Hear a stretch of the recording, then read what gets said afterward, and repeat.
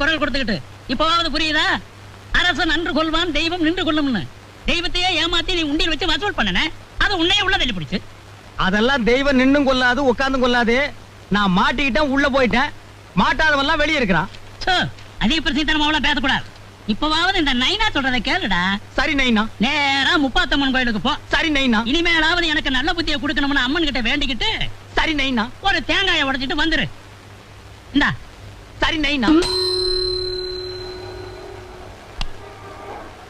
ஏங்க தேங்காய் என்ன விலைங்க?